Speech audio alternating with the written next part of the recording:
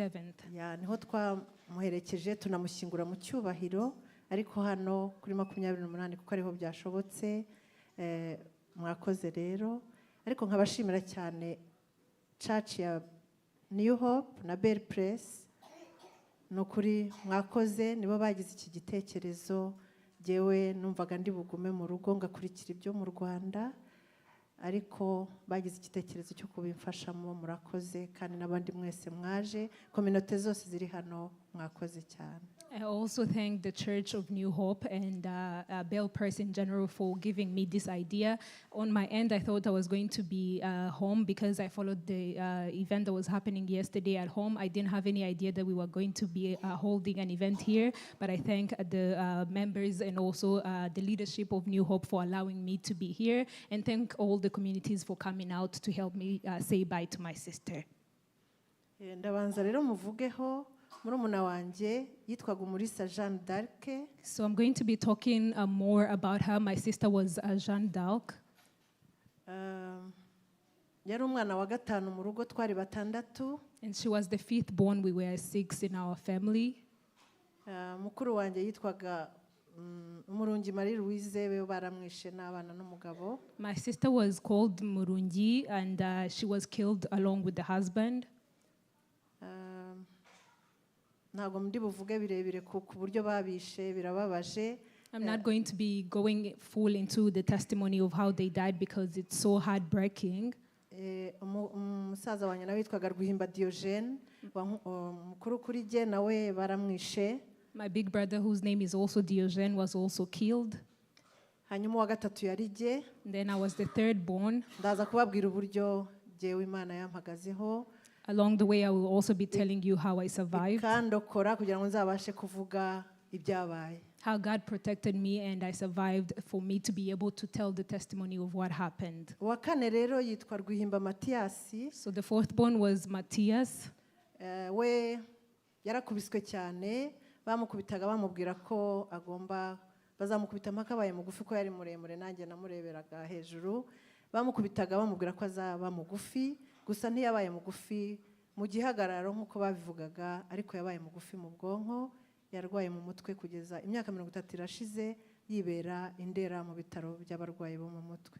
So my brother was beaten so much because he was too tall. While they were beating him, they were telling him they will bring him down and they will shorten him to be short.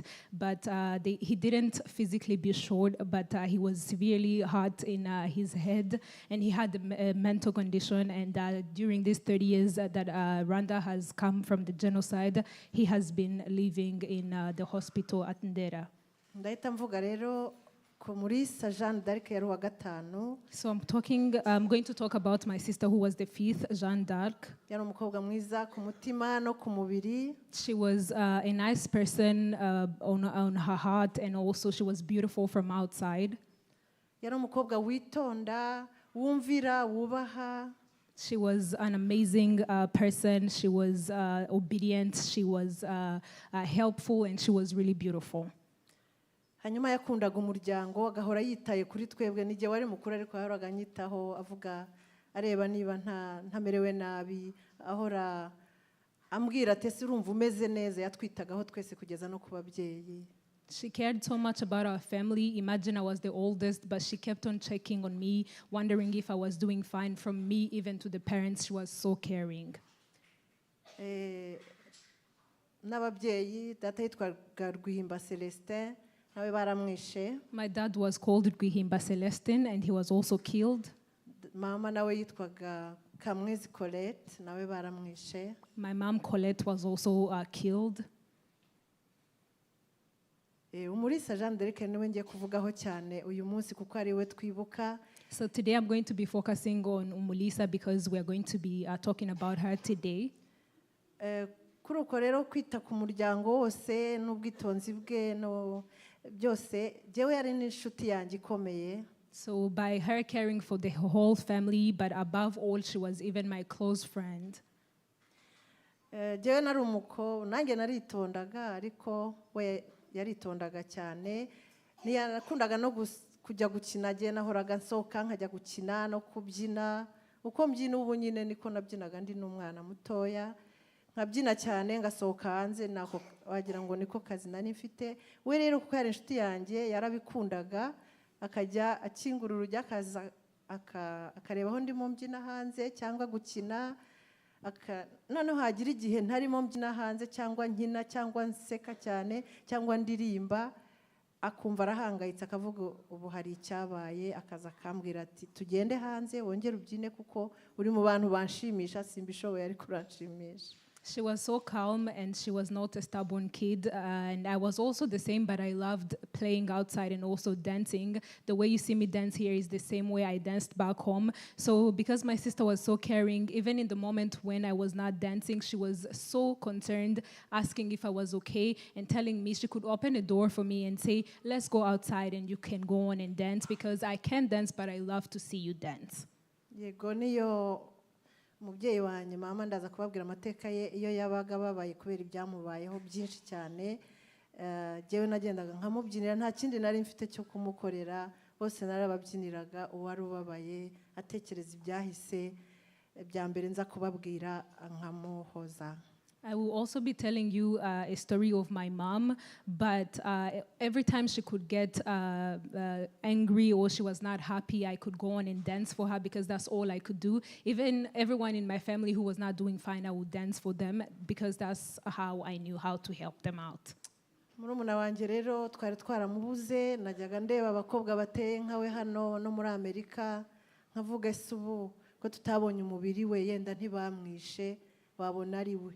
Nakundaga kugenda nkareba mu maso nkabona siwe, nkumva nyine ndababaye nkagenda. Ariko ubu nishimiye ko ndababaye yego ko namubuze, ari umuvandimwe wanjye w'inshuti yanjye, ariko nishimiye ko namubonye kuko sinzongera kwikanga ngo nzamubonaho.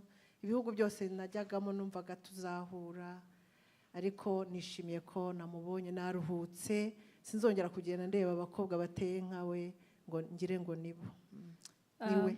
After the 1994 genocide against the Tutsi, we never got a chance to know the whereabouts of my sister. So in my head, I would just be looking around and seeing the girls who have the same face that she had and the body and the figure that she had. And I could always say that maybe it's her, or think that any country that I would travel to, I will maybe meet with her. But now I am so relaxed and I thank God. I know I am sad, but I thank God that now I'm able to sleep knowing that we have found her body. Umulisa rero ukuntu byamugendekeye. So what happened to Umulisa is, ndaza kubaha amateka mbere yuko ba genocide yakorewe abatutsi ba mu Rwanda.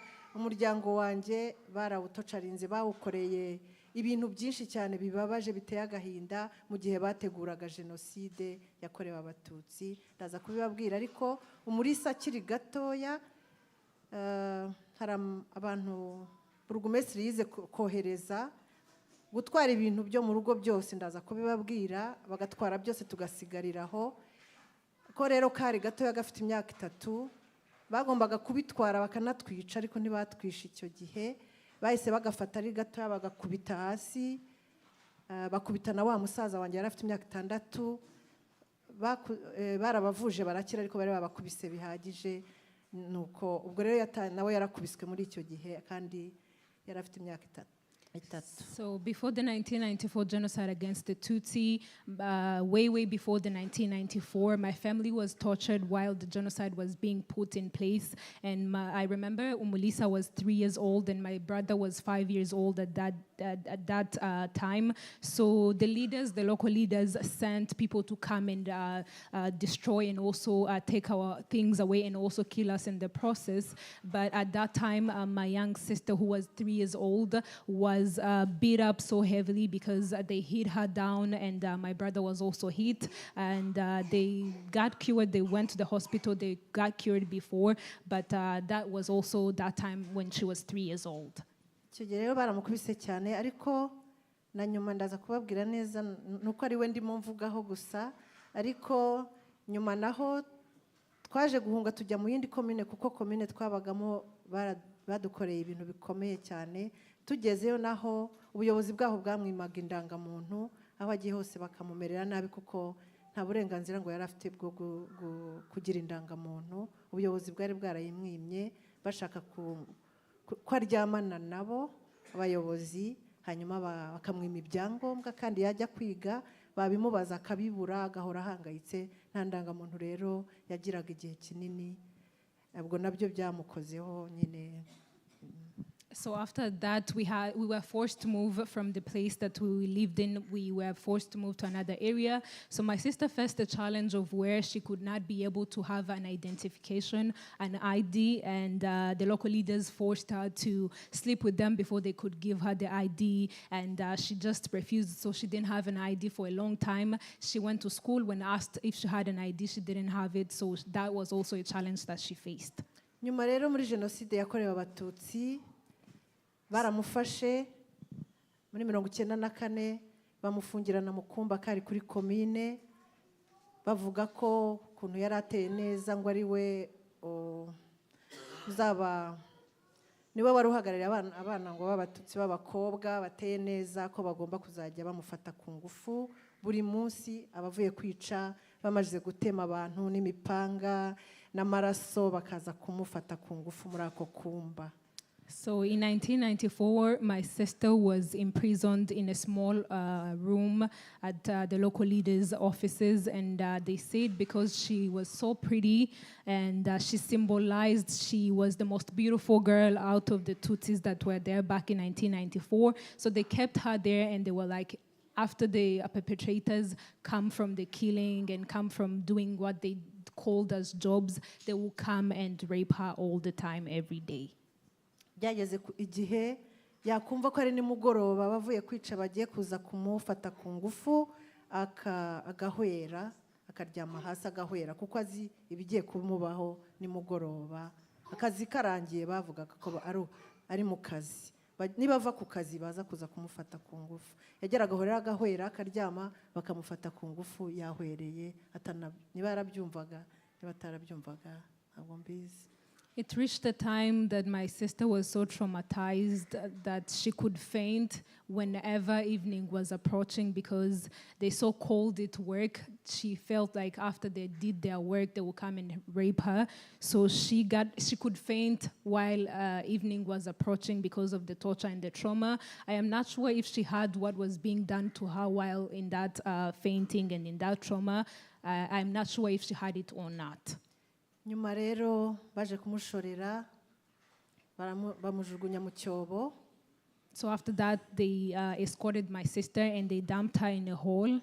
Ariko ibyo tubimenye nyuma y'imyaka 30, no kuvuga mu byumweru nka 3 bishize cyangwa 4, nari ngiye ku kazi mbona message ivuga ngo murumuna wawe twamubonye. Nyine mbona n'icyobo bamukuyemo, mbona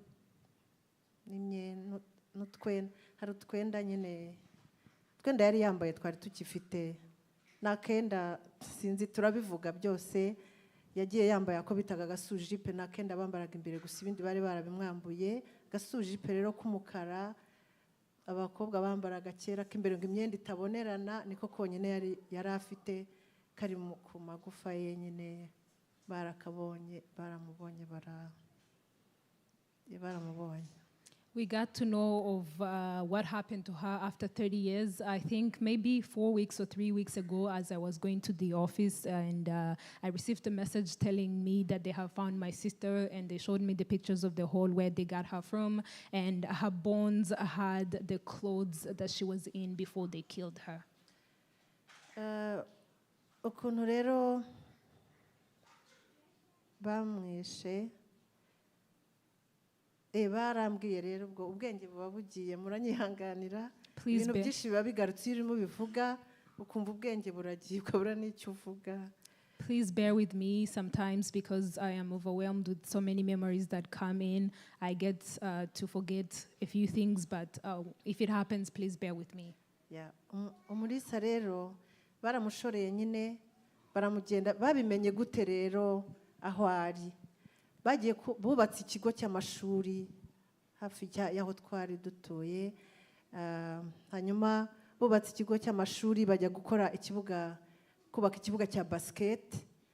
Bagiye gushingamo ya mazamu ya basket, bashinzemo kimwe kikaguma hejuru, ikindi kigakomeza kugenda.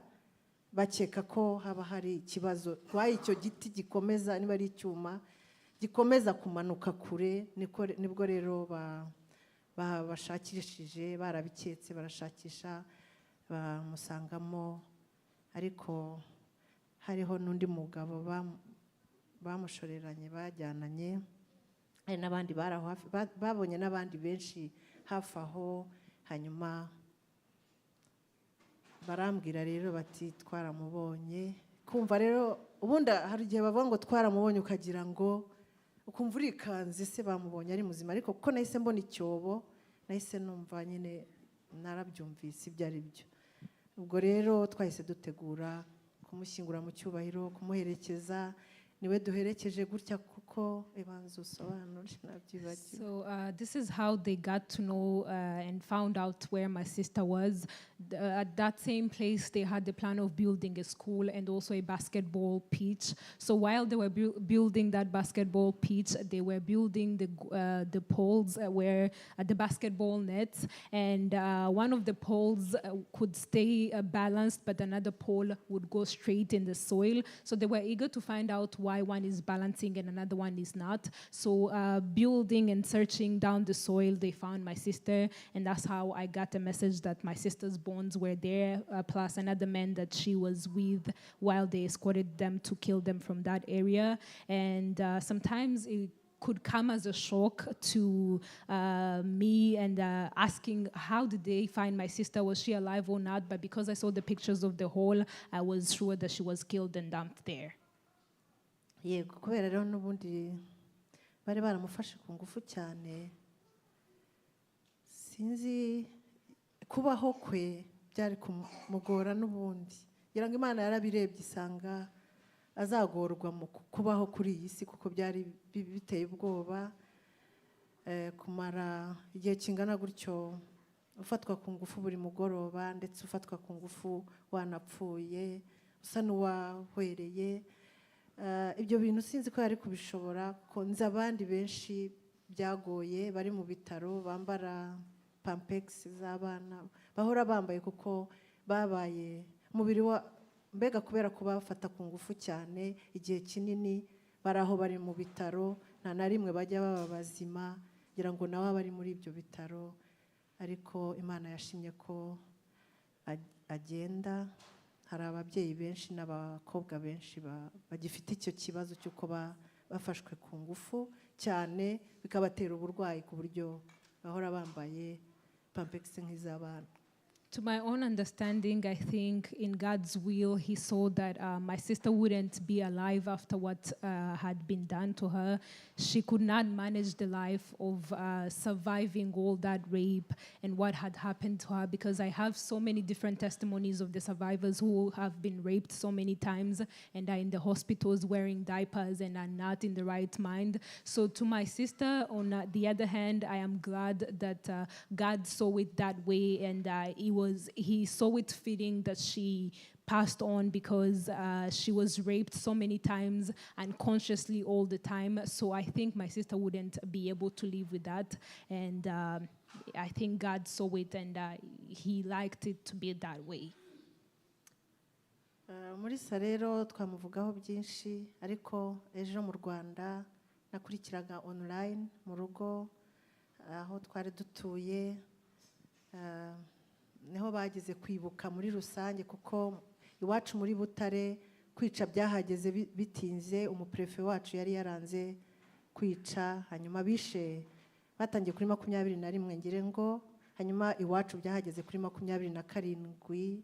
Niyo mpamvu twibuka icyo gihe muri Butare batinze kwica kubera ubuyobozi butabishakaga, ariko ubuyobozi bukuru bwo hejuru bigizemo imbaraga ngo ni Butare bice. Babanje kwica abahungu gusa, abakobwa n'abagore batwica, ariko jewe niboneye umuminisita umwe w'umugore yaraje aho twari turi. Ntabwo twari tuzi ko abakobwa n'abagore bazatwica, bazatangira kubica i Butare. Ahandi barabicaga, ariko i Butare bari babaretse ho gatoya bica abahungu n'abakobwa n'abagabo gusa. Hanyuma uwo muminisita yaraje abantu bose baraterana nanjye nari mpari tuzi ko batazatwica. Hanyuma atanga urugero rw'umwana w'umukobwa wigaga muri high school, muri secondaire, mu mashuri abanza, yaramutwite. Bacanye umuriro mwinshi, bafata umwana w'umukobwa bamujugunyamo, arashya tureba. Arashya, hanyuma amaze gushya nyine minisita aratubwira ngo nuko rero, abwira abantu bose, nuko rero mbahaye urugero rwo kwica abakobwa n'abagore, nabo mutangire mu bice. Nuko rero batangiye kwica abakobwa n'abagore bitinze, ariko babishe vuba vuba. Wabisobanura atari byinshi. So yesterday on the 27th, as my sister was being buried, it got me back to memories back home, because I was on live and also seeing what was happening. From the place I lived in back home called Butare, they carried on the killings later on. It started on the 27th, and that's why we were also holding the burying on the 27th. I remember in other parts of the country, it started on like the 21st or the 20th, but back home it started on the 27th, because we had a local leader who had helped us, and he was actually protecting us from being killed. But because of the forcements and also the pressure from upper leaders, they had to go on and start the killings on the 27th. They began with male boys and men, and we thought women and girls weren't going to be killed, until one day I remember a minister gathered all the people from that area in Butare, and they burnt a fire. He got a young girl, and they burned her alive while we were seeing. And in his own defense, he said, "This is me giving you an example and giving you permission to go on and start killing girls and females and women." Ariko wenda nkosore, genocide yakorewe abatutsi murabizi ko yatangiye nyine ku itariki 7 mu Rwanda muri rusange, ariko nyine muri Butare niho byatinze kuba, bitangira kuri 21 ngire ngo ndumva, ariko mbyibuka. Hanyuma iwacu aho nari ntuye niho bahageze kuri 27. Niyo mpamvu rero twibuka ako gace, twibuka no kuri 27. So allow me to correct what I had said before. The 1994 genocide against the Tutsi in Rwanda in general started on the 7th of April, and then in Butare they started the killings on the 21st, but in my home area they started the killings on the 27th. That's why we remember on the 27th of April. Inkuru y'Umulisa rero nkaba nayirekeraho, ndavuga n'izindi nkuru, ariko nagira ngo hari murumuna wanjye wasigaye warokotse, wari uri ku ishuri ry'Ikibeho. We yararokotse, namubonye nyuma, ariko bari barambwire ko yapfuye. Bambwira ko bamubonye n'umurambo we muri Nyungwe, mu ishyamba rya Nyungwe, kuko we genocide yabaye ari muto, afite 13 hari, ari ku ishuri rya secondaire. Hanyuma bambwira ko yapfuye. Ariko uwo murumuna wanjye Jeanne d'Arc, mwumve, na nibagiwe akantu gakomeye, ukuntu yakayarengaga. Bamushoreye bagiye kumwica. Yahuye n'umwarimukazi wakoranaga na mama, nanjye twarakoranaga. Nari narakuze, narangije ku ishuri mfite imyaka 24, ariko nigishanya na mama. Uwo mwana w'umukobwa nawe yararangije secondaire muri Jeanne d'Arc, yari afite imyaka 23. Yararangije secondaire, nawe yaratangiye gukora, ariko igihe gito. Hanyuma ukuntu rero yakundaga umuryango, yabonye bamushoreye bagiye kumwica bwa nyuma, ahura n'umudamu wari umwarimukazi kuri icyo kigo mama yakoragaho, yigishagaho. Aramubwira ngo abantu b'iwacu bose barabishe, usibye umubyeyi Jacqueline n'uwo mwana w'umukobwa ukiriho, n'uwo musaza wanjye urwaye. Abo nibo ntabonye, ariko abandi bose barabishe. Nge rero baranshoreye, baranjyanye. Yasabye abamushoreye ngo abanza atanga ubutumwa. Nubona umubyeyi Jacqueline, niwe nzi mukuru usigaye batishe. Ntigeze menya irenge, ntiyarazi niba narapfuye cyane. Nuzamubona genocide niba izarangira, ukamubona, uzamumbwirire ngo ashaka abasigaye, kuko sinzi ko bapfuye. Ubashake, uzabiteho, ubarere, bakure, kuko cyane cyane ureba umutoya. uwo nguwo mutoya wasigaye wari uri ku ishuri. Ntabwo tuzi yari ari ku ishuri umushake n'uwo musaza wanjye mutoya nawe ubashaka ubarere. Noneho naje kubona rero ari radiyo twatanga witwaga Gatashya, twavugaga ngo turabaza niba hari abacu bakiriho nyuma ya jenoside. Nkabaza bakambwira ngo bambwiye ko yapfuye, ngo hari umuntu wambwiye ko yamubonye yapfuye bamwishe. Ngiye kubona hari amabisi yatahanaga abantu, mbona iyo bisi yitwaga na Tracom iparitse ku muryango aho narindi nyuma ya jenoside.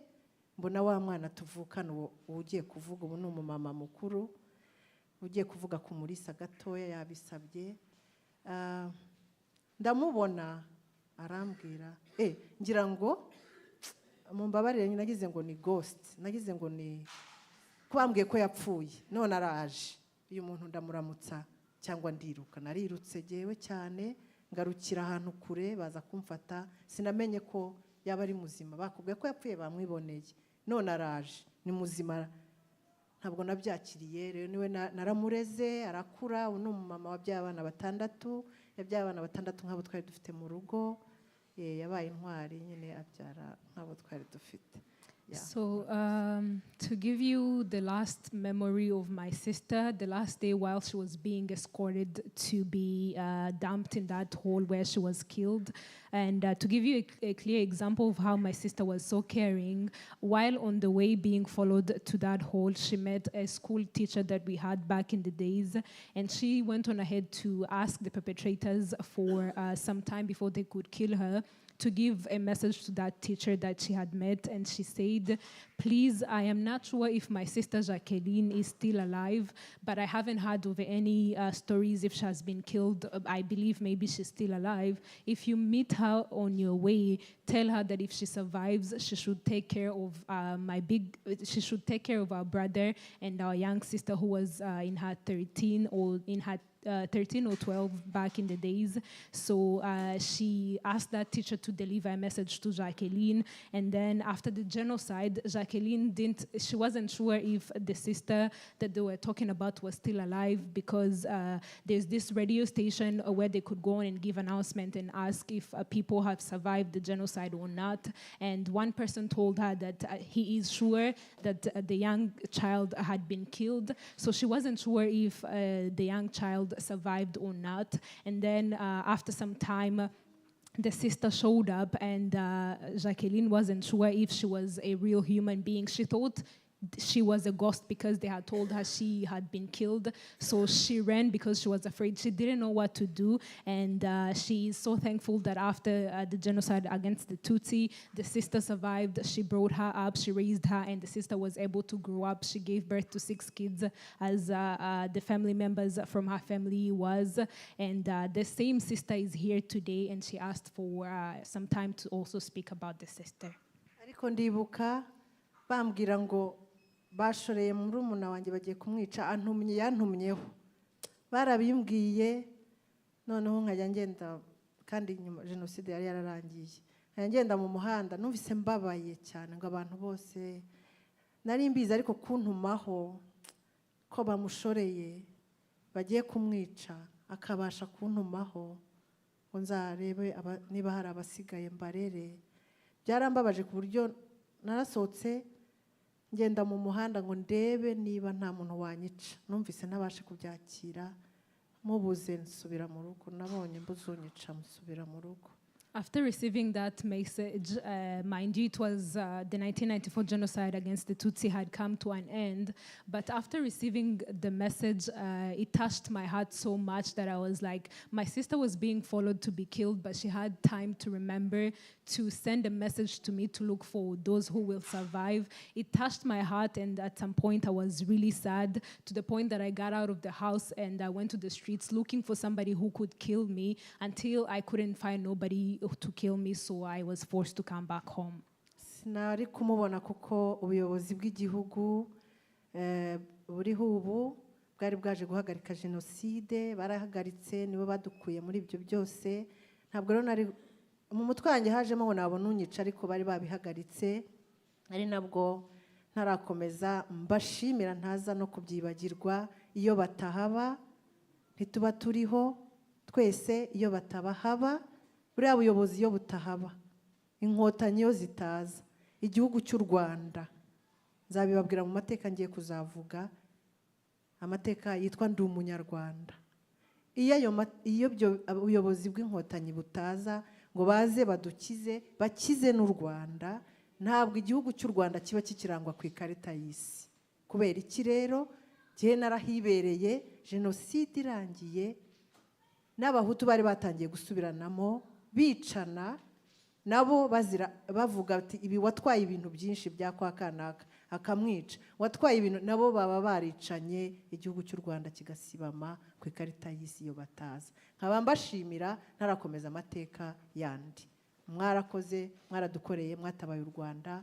Iyo mbonye u Rwanda rusa kuriya, n'amaraso yari ahari nyuma ya jenoside, hari igihe nari narabuze aho nkandagira, ngakandagira ku bantu bapfuye, ndaza kubibabwira niba hari umwanya, simbizi.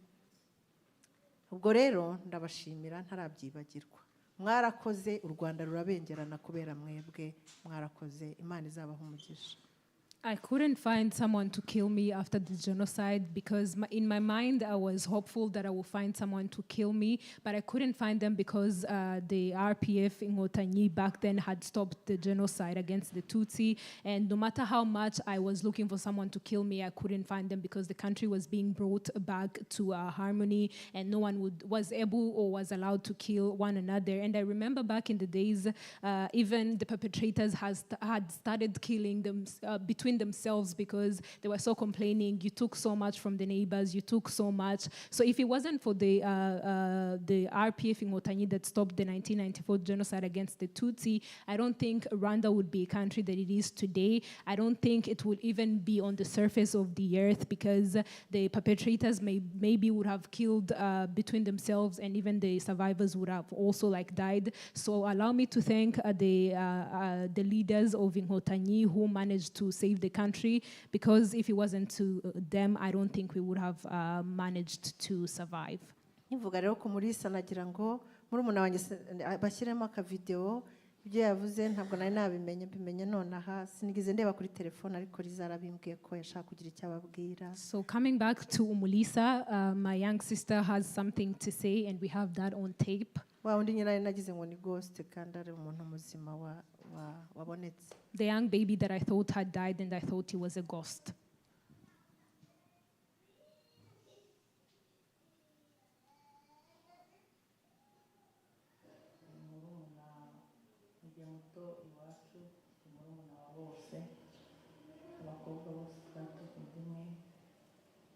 I am the youngest in all girls that we had home.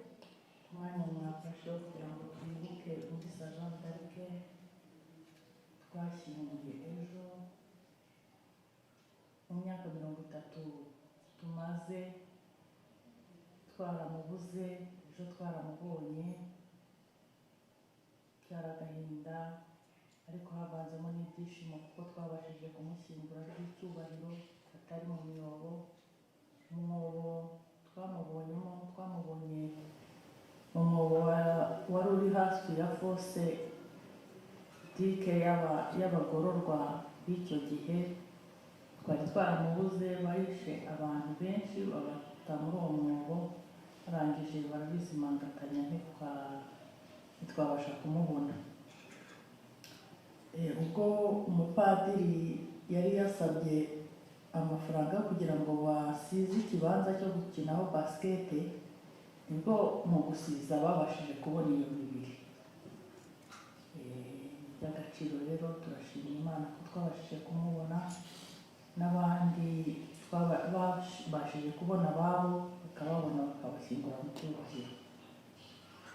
Umulisa rero njyewe twarakurikiranaga, nubwo yadushagaho imyaka 7, twarakurikiranaga nta wundi uhisemo hagati. Umulisa yari umukobwa mwiza, Umulisa yari umukobwa uri responsable, Umulisa yari umukobwa kubaha ababyeyi akanga kubababaza. No mu kintu cyateye kugira ngo uyu munsi abe yarapfuye ni ukubera yubahaga ubwo intambara yateraga ya jenoside itangiye, kuko itahise itangirira mu gace k'iwacu, barabimenye, haba abandi bahungu bo ku yindi misozi babimenya b'abatutsi, baraza baca mu rugo, bagendaga baca kuri buri rugo, umwana ushoboye kugenda akagenda, ariko bahise bamenya ko bahise batekereza ko Umulisa nawe ari mu rugo, kandi ari umukobwa ukiri muto, umukobwa ukirangiza, umukobwa ufite imyaka 23 wari witeguraga ubukwe kuko yari afite fiance. Bamucaho nawe bamubwira ati duhunge. Noneho mama utubyara kubera ibibazo yari yarahuye nabyo byo gufatwa ku ngufu, ntabwo abo bantu yabarereye mu guhunga gusa, yahise avuga ati tutajyana nabo bakazamufata ku ngufu. Umulisa nubwo yabonaga intambara, nubwo yabonaga jenoside irimbanyije mu tundi duce, yanze kubabaza mama, yanga kugenda, aguma mu rugo nyine, aguma iruhande rwa mama. Gusa nubwo yanze ko bamufata ku ngufu, avuga ngo baramufata ku ngufu, ahubwo yari amugemuriye interahamwe zose atabizi zo muri ako gace, kuko n'ubundi yapfuye bamufata ku ngufu.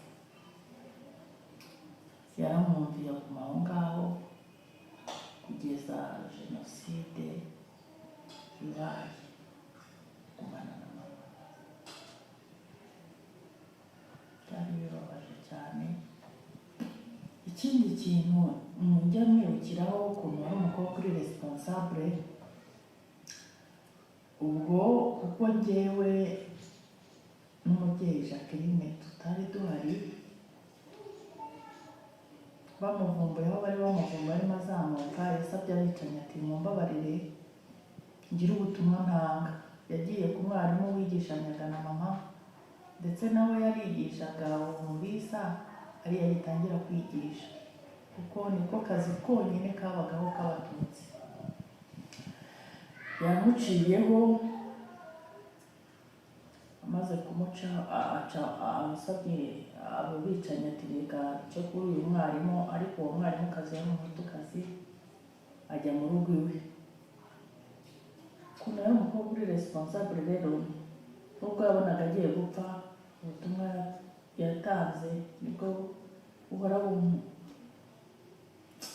nibuka, umubabaro ukanyica.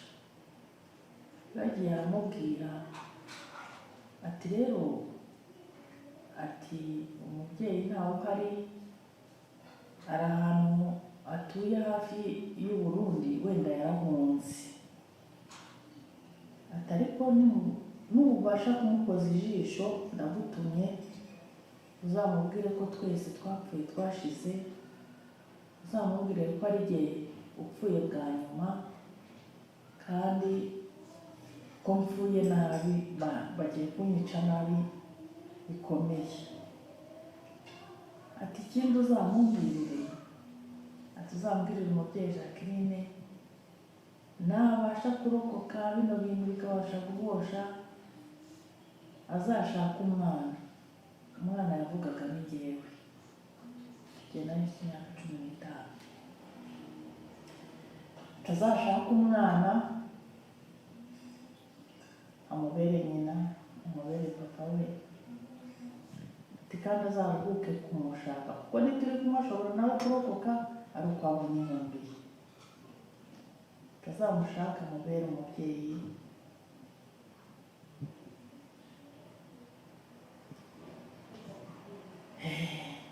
Nkibaza umuntu ukuntu ari mu manzaganya nkayo,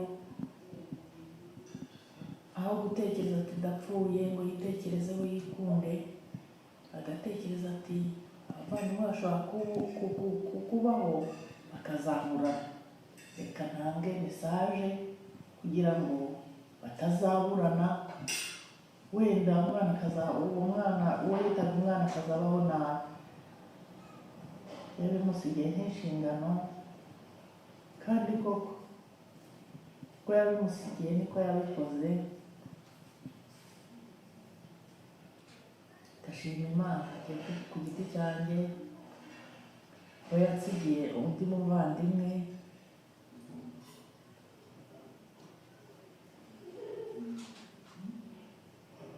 umuvandimwe responsable,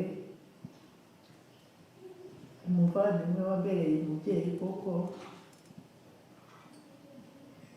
akaba aho abo bose batabaye,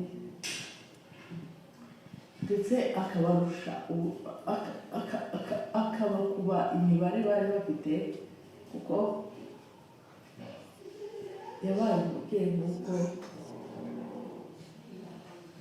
yasize abimubwiye. Yarabikoze rwose. Aka kanya mushimira, nshimira umubyeyi Jacqueline.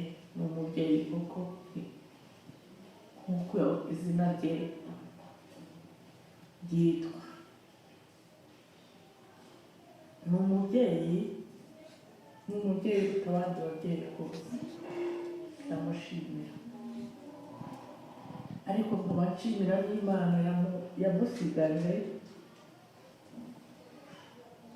Burya Imana igira imiteguro. Umunsi umwe mfite imyaka 10,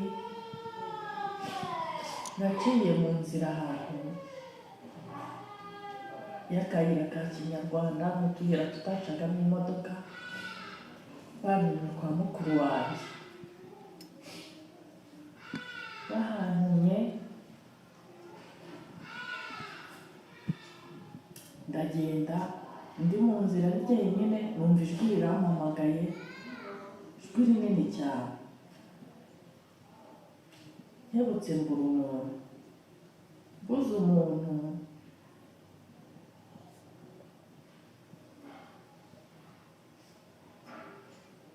nibuka ko mama yajyaga imbere yo kugira ngo turyame, yajyaga anyigisha gusenga, akansomera Bibiliya. Yigeze kunsomera umuntu wahamagawe n'Imana,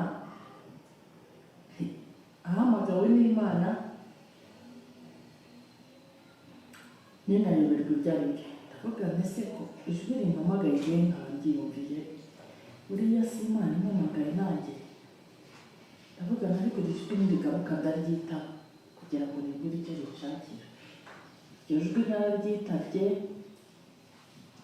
maze kuryitaba rirambwira ngo amaraso aramenetse. Igihe ubwo nari mfite imyaka 10, amaraso aramenetse menshi cyane mu Rwanda. Ati kandi iwanyu mu bana 6 muzapfa 3, hasigare 3. Uko niko byagenze. Njyewe n'umubyeyi Jacqueline, undi dufite umurwayi witwa Matiyasi.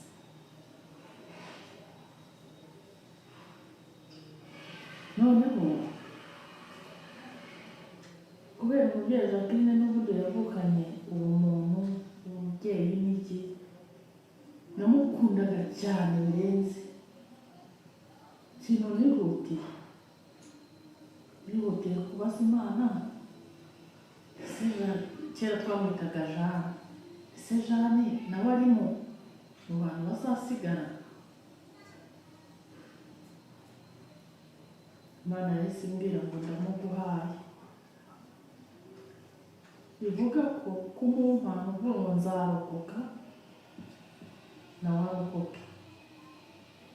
Ariko nyine sinamenye uwa 3, ijwi rihita rigenda.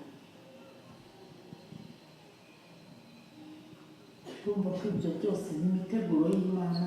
Imana iba yarabyiteguye uko bizagenda kose. Kuko nubwo twabuze ababyeyi, tukabura abavandimwe, Imana yongeye kuduha abana. Ugiye mfite abana 6, abahungu 3 n'abakobwa 3. Ndabishimira Imana ko yongeye kumpa famiye wongeje. umuvandimwe nawe afite abana babiri, umuhungu n'umukobwa. Ndashima Imana ko umuhungu nawe yaduhaye n'abuzukuru babiri. Ndabakunda cyane, mbabona nka ba bandi bazutse bamwe nabuze.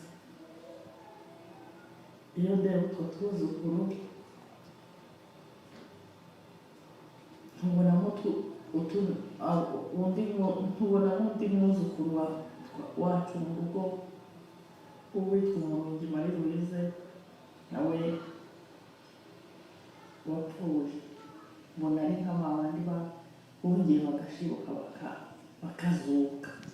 Ntabwo simbabona nk'abana njyewe mu rugo. Abantu bajya baseka ngo kubana abana bawe wagira ngo ni abavandimwe bawe.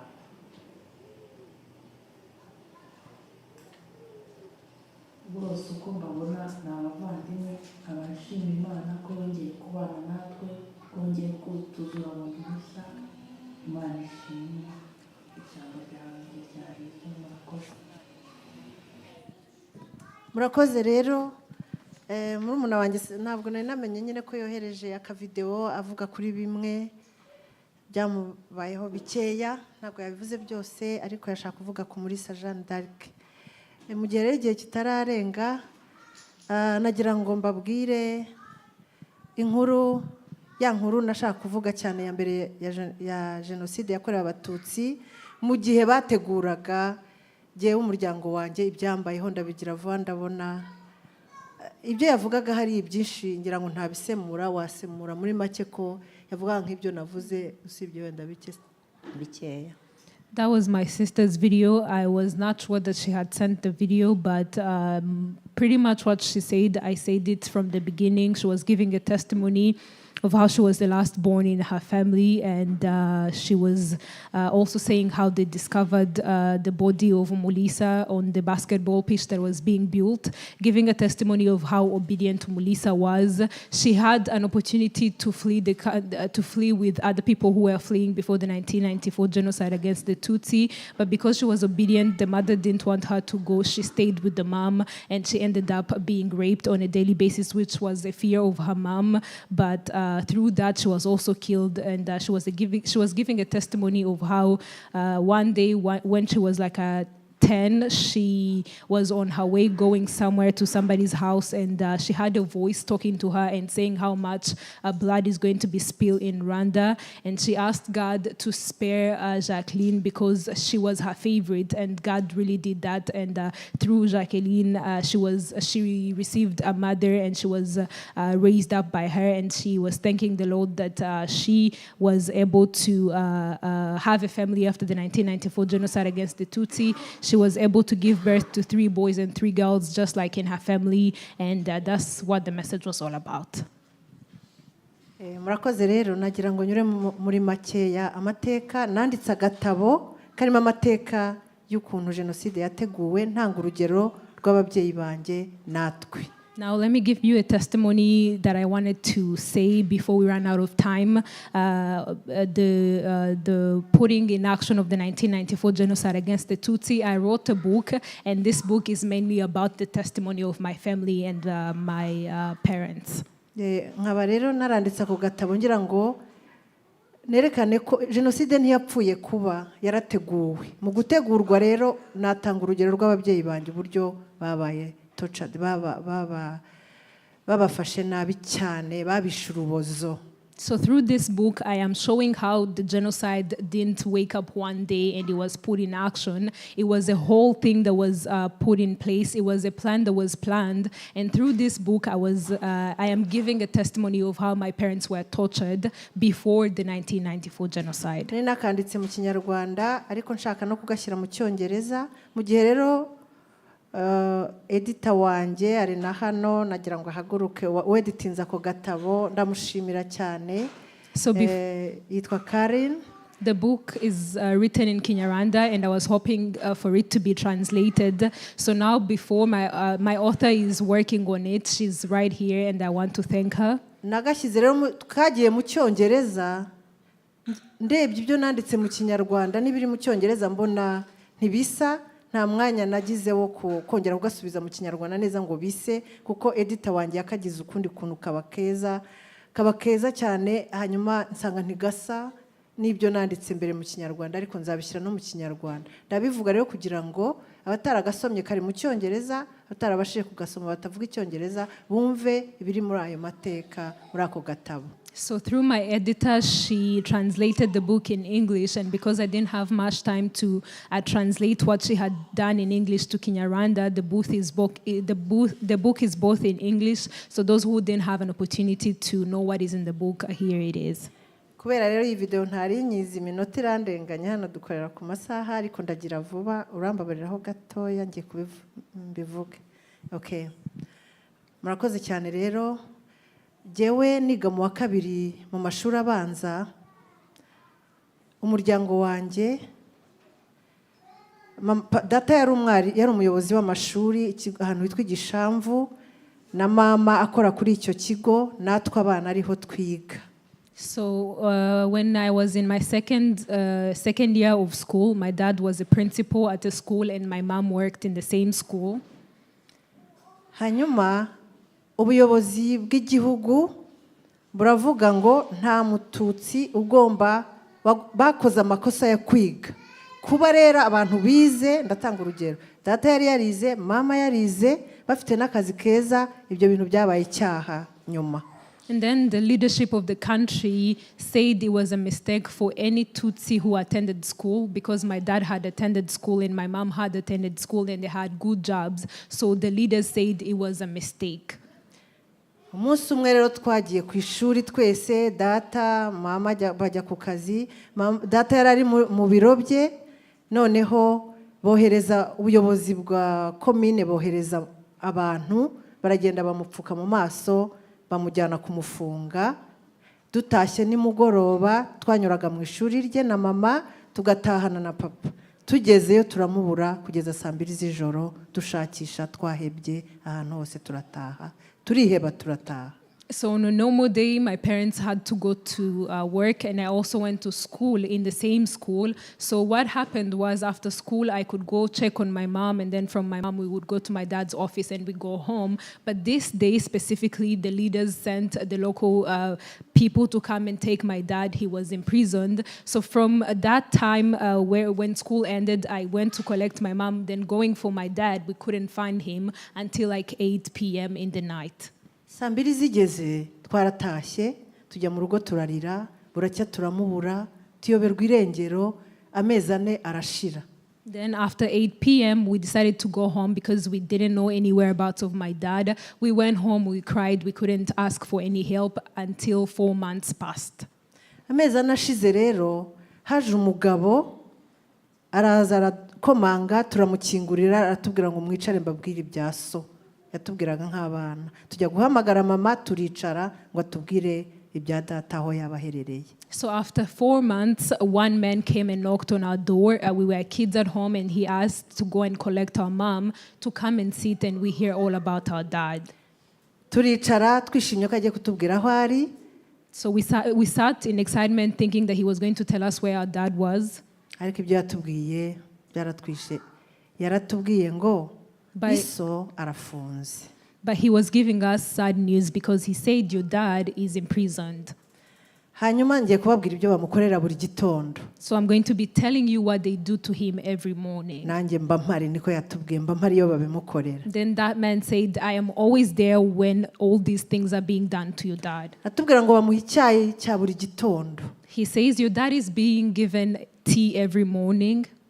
Atari ku icyo cyayi ndabona mwamutekereza ko ari icyayi nyacyo, ni ugufata umutwe we bakawukubita ku rukuta rw'inzu inshuro 10 buri munsi. But that tea, I am seeing that you're thinking it's normal tea, but he gets his head hit like 10 times in the morning. That's the morning tea. Tubikora gute rero? Tumukubita ku nzu ngo ibyo yize nk'umututsi, kuko atagombaga kwiga, yakoze amakosa, akaba n'umuntu w'umuyobozi, tugira ngo byomokemo neza. So the man said, do you want to find... The man said, do you want to find out how we do it? This is how we do it. We hit his head against the wall because we want to remove the knowledge that he gained as a Tutsi for him going to school and also being a leader. hanyuma aratubwira ngo iyo bamaze kumukubita ku nzu hari indobo ngo ibiteretse hejuru, hari igitonyanga cy'amazi gikubita mu mutwe buri munsi kugira ngo ibyo bintu byomotse mu mutwe we by'ubwenge yize, by'ibintu yize byiyoze bivemo mu mutwe we kuko yakoze amakosa yo kwiga ari umututsi. Then he said after hitting him against the wall, we sit him down, then there's a bucket that is being put up above his head, and a drop of water is dropping on his head every time to cleanse the knowledge that he gained as a Tutsi. Hanyuma twararize ariko byibura twamenye ibyo ari byo kuko mbere twari confused, twari tutazi ibyo ari byo na gato. Then we were so hurt and also we cried, but at least we were relieved that we now know where he is and what is being done to him. Mama Isa aceceka yavugaga amagambo make biramuyobera ariko afata icyemezo cyo gukomeza gukora, ntabwo yari kureka akazi ko ntitwari kubasha kubaho. So my mom became numb and silent in the moment, but afterwards she decided to go on with work because she couldn't give up work. We couldn't be able to survive. She had to go back to work. Ageze ku ishuri rero umunsi umwe ageze kuri cya kigo twigagaho twese baramubwira ngo nta kazi ugifite hano. Then the following day as she went to her workplace in the same school, when she reached, people said, "You no longer work here." Ariko niba ushaka akazi ka kure cyane aho uzajya ugenda amasaha menshi turakaguha. And then said, if you want a long distance work or job, we are going to be giving that to you. Bamuha akazi k'akantu ahantu hitwaga Imubumba no kure kuko icyo kigo kindi twari duturanye hafi. Bamuha kure cyane ariko aremera ko ntako yari kubigenza. So they gave her a long distance job. She didn't have any other option than just accepting it. She accepted.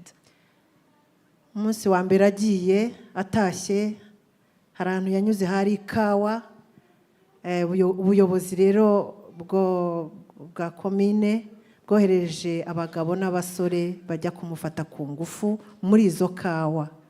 So the first day as she was going to her job, she passed somewhere in the coffee plantation, and the local leaders sent men and boys to go and rape her in that same place. Barangije baramufata ku ngufu, hanyuma hari umugabo wabibonye agiye kubabuza no kubakubita, baramukubita ahita aca mu rugo arabitubwira uko byagendekeye mama. Ntabwo twari kubimenya, sinzi ko mama yari kubitubwira. Hanyuma tubonaje acumbagira ava amaraso, ahita hari umubikira yahamagaje amujyana kwa muganga aza gukira. So one man saw what was being done to my mom, and tending to rescue my mom, he was also beat up, so he left. And that's how he came to our place and told us what had happened to our mom, because I don't think if he wouldn't have told us, our mom would have come back to tell us what happened. So that's how we knew what happened to my mom, and we saw her coming back home and she was bleeding. She was not in her normal state. Found a nun to take her to the hospital and she was treated. Hanyuma agarutse bari bamubwiye ngo uko azajya ava ku kazi aho hantu kure bazajya bahora bamufata ku ngufu, ahita afata decision yo kutongera kujya ku kazi. So because she was told that every time she would be on her way back home from that long distance job, going through the same path, they would rape her all the time. She decided to let go of the job and stayed back home. Afata icyemezo rero gikomeye cyo kuhungira mu yindi komine. Yabonaga nibakomeza kumukorera ibyo bintu bazanamwica, afata icyemezo cyo kujya mu yindi komine. Ariko mbere yuko agenda, bantu bari bafunze data aho yari afungiye babonye ko yamaze gupfa mu mutwe, baraterura baraza bajugunya ku muryango barigendera. So in fear of her life, my mom decided to move from the place we were at to another place. But before we could do that, those people who had imprisoned my dad before saw that he was all done with. He was not in his normal state. So they picked him from the jail place and they came and dropped him at our doorsteps.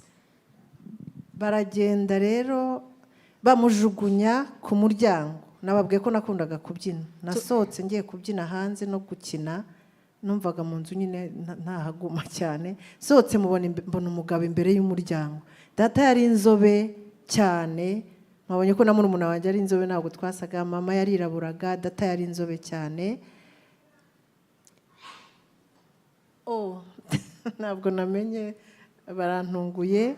Uriya ni mama, urabona yariraburaga, ariko data yari inzobe cyane. Nimubone kuriya nuko yari yarakubiswe cyane, baramukubise kugeza ubwo yirabura. N'ukuri yari inzobe cyane cyane, baramukubise rero kugeza ubwo ahinduka akirabura. Nta nubwo yari agisa nk'uko yasaga. Yari umugabo mwiza, ariko buriya nabonaga yarahindutse, yarahombanye mu maso. N'ukuri yari mwiza. Hariya rero bansezeragaho ni mu bukwe bwanjye. Uriya ni jyewe, nari mfite ubukwe, ni nk'aho bansezeyeho, bankoreye ubukwe nyine. Nyuma baza kubica barigendera, ariko iyi foto nyibonye vuba, narishimye. Kuko murumuna wanjye impamvu nabuze ifoto ye, nashakishije ahantu hose, kuko amafoto nari mfite barayatabuye muri genocide, ariko ngira Imana mbona iya data na mama. Sinari nzi ko bayishyizeho, barimo kuntungura buri kanya.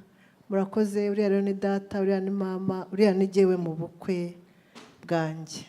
So they dropped my dad at our doorsteps, and if you remember, I told you I liked to play and dance from outside. So when I decided to go outside, I saw my dad at our front door, and because my dad was light-skinned, but from the beating he became dark-skinned, I was confused. I couldn't tell if he was my dad. And if you can tell from the picture, that's my mom and my dad, and that's me on my wedding day.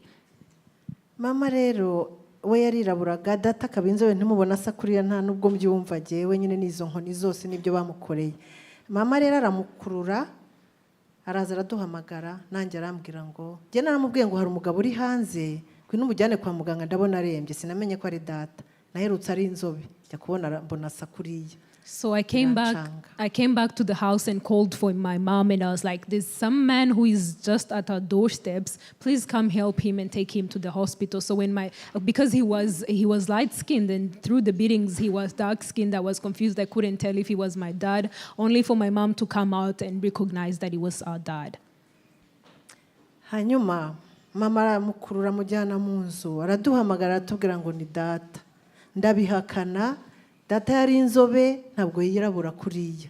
Uratubeshya. Ariko twumvisha ko ari uko bamufashe nabi umwaka wose, bamukubise umwaka wose, yarashonje, yabayeho nabi, ubwenge bwaragiye. Niyo mpamvu yahindutse n'umubiri ugahinduka, ntabakiri inzobe nk'uko yari inzobe. So my mom brought him in and told us, this is your dad. And I was like, this can be our dad, because from when I remember, he was light-skinned. But our mom tried to convince us that because he was beat up every day for a whole year, he didn't have food and he starved. That's why he is who he was when we saw him. Ndabona amasaha bari bampaye arangiye, ariko ndagira vuba nsigaje duke. I think we are running out of time, but I'm going to hurry up and summarize everything.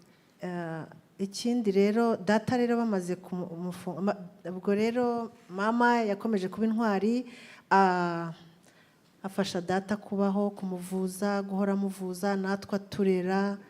Ariko hashize iminsi, kuko atakoraga, ahungira mu yindi komine yitwaga Mugusa. So my mom kept on being a hero. She took care of us and also took care of our dad by going to the hospital with him to treat him. And then after a while, she moved from that place where we were to another place. Yagiye rero kwa mukuru we wabaga muri Mugusa, abariho arakora, amaze gukora, yubaka inzu, ariko yasize yubaka inzu ngo azatwimure, adukure muri iyo komine ko yabonaga nta mibereho. Ariko yasize atubwiye ngo, ntimuzavuga aho nagiye bana banjye, muzihangane, mubabare, mubane na so urwaye, nzanyaza kubasura ku wa gatandatu nimugoroba kugira ngo batambona, ntaye ku cyumweru nimugoroba, ariko igihe kimwe nzaza mbatware nimara kubaka inzu, narabonye amafaranga.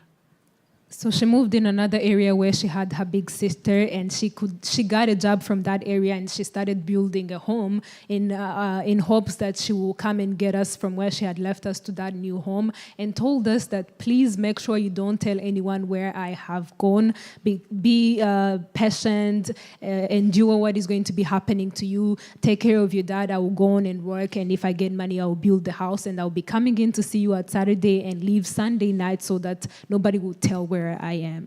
aragenda ariko data yaratubwiye ngo bana banjye rero ntimuzajye mujya kwiga abatutsi batize ntabwo babagize nkanjye ntimuzasubire ku ishuri aradufungirana atubwira nimusubira ku ishuri bazabagira nkanjye yanga ko tujya kwiga. So my mom left, and through my dad's trauma, he said, you can no longer go to school because the Tutsis who have gone to school, same thing that happened to me will be done to them. So my dad closed us in a house and stopped us from going to school anymore because he had feared that if we go to school, they would do the same things that they did to him.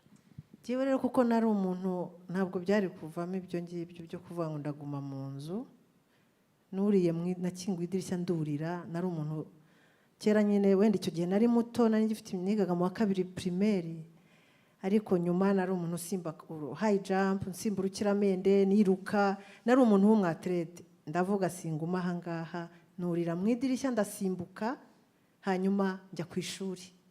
So because one time I was this stubborn young child, I was an athlete, I could do all the things, I decided to jump from a window and left and went to school.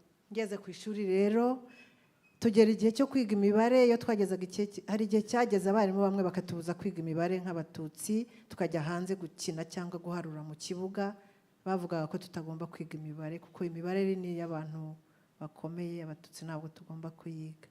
So reaching to school, there are some lessons we were not supposed to learn because we were Tutsis, like math. Anytime it was a math lesson time, we were told to go out and play from outside or clean the school. So this one time it was that math time.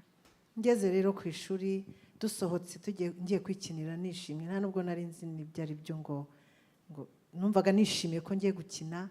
Ngezeyo rero umwarimu araza arambwira ngo umwarimu w'akazi wanyigishaga simvuga amazina ye kuko abana be barahari sinshaka abana ntacyo bakoze ashaka kumva bakababara yego numva kuko umwana umwe muri bo we yangiriye neza yenda araza kubyumva ariko sinshaka kuvuga amazina y'uwo mwarimu kazi ndumva ntabishoboye.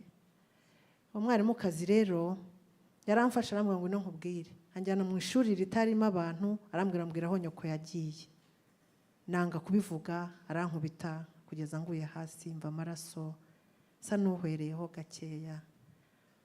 So during that time, as we were told to go out of class, I was excited that I was going to go outside and play like any other normal child. But on my way, there's one teacher that was at our school who came after me and took me to one class that didn't have anybody. And I don't want to mention her name because she still has kids who are alive. And one of her child really did well with me, so I don't want to mention the name. But this same teacher took me to an empty class and she asked me where my mom was. So she said, "Where did your mom go?"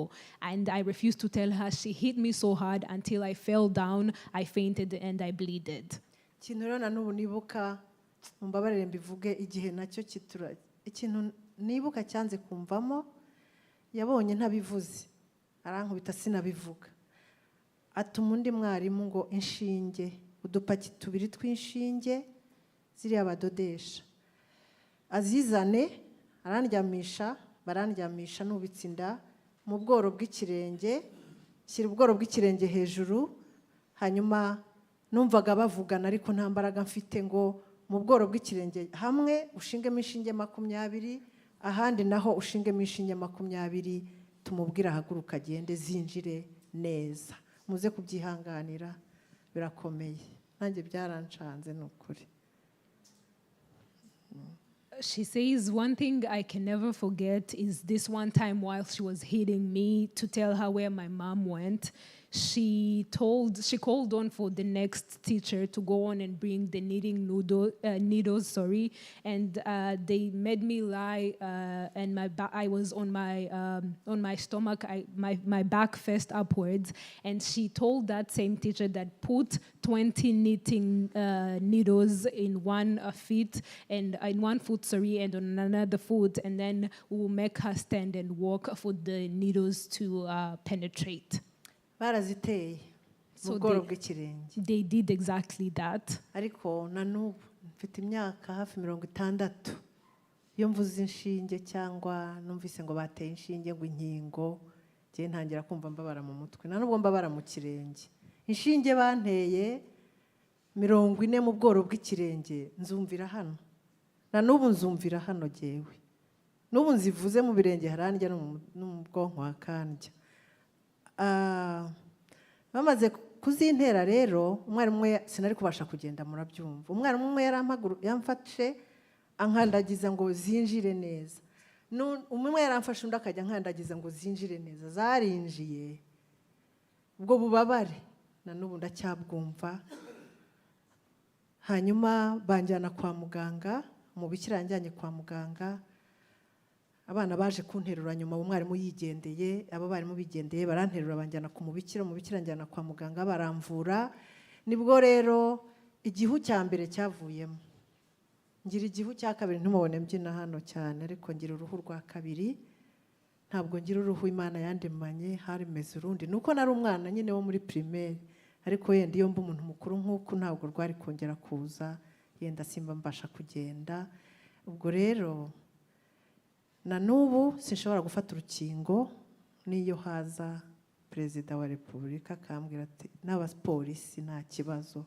haza rero icyo bita trauma icyo bita ihahamuka nagize ihahamuka ry'inshinge covid yarabaye sinafashe inshinge sinafashe urukingo nari imeze nk'umuntu w'ikihebe nihagira n'umuzu niyo haza perezida wa repubulika nyine naza akambwira ngo mfate inkingo ndamubwira nyica nihaza abapolisi ndababwira banyice ntacyo bimbwiye inshinge 40 numva zihagije ntazo nigize nterwa sinongeye gufata inkingo nta rushinge mfata ntenya kwa muganga sinjye njya kwa muganga Imana irabizi sinjya ndwara niyo narwara akantu gatoya sinjya kwa muganga mbwira Imana kwibizi nkiza wowe nkoraho hano hantu hambabaza hagende kuko ninjya kwa muganga barantera urushinge ntarwo nshaka no kubona sishaka ibintu by'inshinge trauma rero zirakomeza zikabaho urubyiruko rero inshuti zanjye muhora mumbaza kuki nterekana ikirenge iyindi trauma nagize sinerekana ikirenge cyane mpora nambaye amasogisi n'inkweto zifunze urubyiruko rero rukunda kumbaza n'inshuti zanjye kutatwereka ikirenge nkababeshya bagaseka ikirenge cyane n'ikibi cyane gifite amaso gifite cyangwa mubanze munyishyure tuba duseka ariko numva nanga ikirenge cyanjye kubera simfite uruhu ruba rurimo imyate n'umubiri urera ntabwo ari uruhu rwiza nk'urw'abandi cyangwa uruko rwari rumeze n'ubu rero biracyambabaza sorry Alice wamfasha ko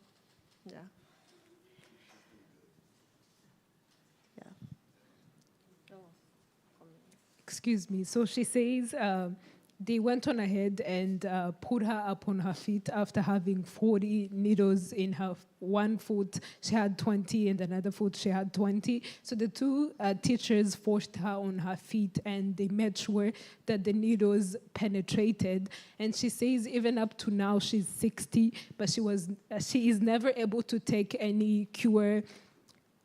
COVID came and she was never able to go on because of that. Every time she sees needles, she's triggered. And another trauma that she faces, she can never show her feet outside. She's always in socks, and youth always ask her why her feet the feet or the foot is never outside, is never out in the open. Nobody knows that, but it is because of the trauma that she had to go through. And from all those 40 needles penetrating, the teachers took her outside, and one nun came and took her to the hospital. But even up to date, she still struggles with that trauma that she had to go through. Ikindi rero cyambabaje batwoherezaga amabandi bagatwara ibintu byacu batubujije kuvoma amazi ntabwo twari twemerewe kugira amazi mu rugo umukozi batubujije no gutunga umukozi abakozi twari dufite baravuze nta mututsi wo gutunga umukozi bakaza bakamutwara hari umwe witwaga Gaston yanga kugenda aravuga aba bantu ni abantu beza ndakomeza mbakorere bamugiriye nabi ibintu ni byinshi byo kuvugwa bamugiriye nabo umukozi ko ntitwari twemerewe gutunga umukozi mama yajya ku kazi akabura wasigira abana kandi twari dufite ubushobozi bwo gutunga umukozi ariko ntawe twatunze nta mututsi kuvoma rero twayerekezaga umukozi kujya kuvoma saa 8 z'ijoro abantu bose bavuye ku iriba aho bakura amazi kuri kano, murabyumva, nta marobine yabaga mu rugo. Twe rero ntabwo twari dufite uburenganzira bwo kujya kuvoma, twavomaga nijoro saa 8 niho twavomaga muri urwo rugo rwa data. Umukozi tukamuherekeza tukamuzana n'amazi tukuzuza ibintu byinshi kugira ngo ku manywa hatagira utubona tujya kuvoma, hari abantu baturinze ntitubashe kujya kuvoma. Wabaho gute udafite amazi? Ntibishoboka. So many incidents happened to us and we were denied all the rights. I remember we weren't allowed to fetch water. We were not allowed to have any house help around our house because they said the Tutsis cannot have any house helps around.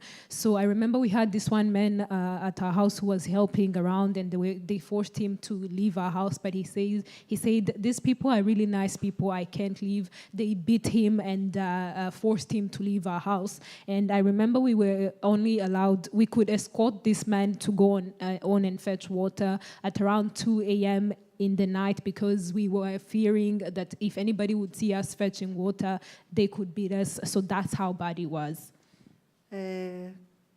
Mfite byinshi byo kuvuga, icyo gihe rero ndaje ndekeraho ndabona amasaha yagiye. Icyo gihe ibindi mbireke byatubayeho ni byinshi mbere yuko genocide yakorewe abatutsi igera. Iba twahungiye, mama yaraje aradutwara atujyana ahandi mu yindi komine, turahaba dutangira kugira agahenge ko kubaho, ariko nabwo batwimaga indangamuntu nyine nk'uko twababwiye, n'ubundi haje mu bike ariko si nk'ibyo twari dufite muri iyo komine.